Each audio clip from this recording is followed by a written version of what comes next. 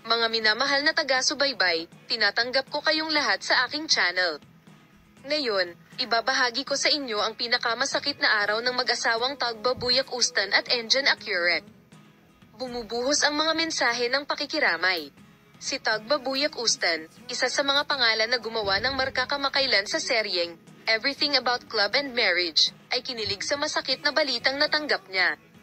Mga mensahe ng pakikiramay mula sa kanilang mga mahal sa buhay matapos ang malungkot na balitang natanggap ng mag-asawang Tagbabuyak Ustan at Engin Accurate. Si Asen Tagbabuyak Ustan, na parang bagyo sa mga pinagbibidahan niyang serye sa TV, ay nanguna sa malungkot na balita.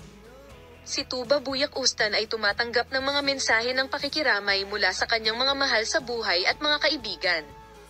Ayon sa balita ni Bir Senador Altentas, ang biyenan ni Tagbabuyak Ustan, na naging mainit na paksa sa seryeng broadcast sa Star TV, ay namatay.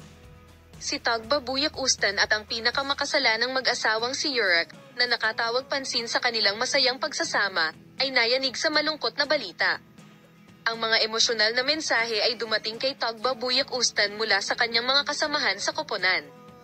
Sa kabilang banda, sa Tagbabuyak Ustan lang ang kanyang mga kapwa-artista sa TV series na pinagbidahan niya. Pinag-isa ni Tagbabuyak Ustan at Engin Accurate ang kanilang pagmamahalan sa isang napakagandang kasal. Ang mag-asawa, na matagal ng kasal, ay nakakuha ng atensyon sa kanilang masayang pagsasama. Ang nanay ng matagumpay na aktor na si Engin Accurate, na matagal nang nagpapagamot, ay bumungad sa mga aligasyon na siya ay namatay. Huwag kalimutang sundan kami, mag-subscribe sa aming channel at i-like ang aking video para sa mga balita tungkol kina Engin Accurate at Tagbabuyak Ustan. Paalam, makita ka sa mga bagong video.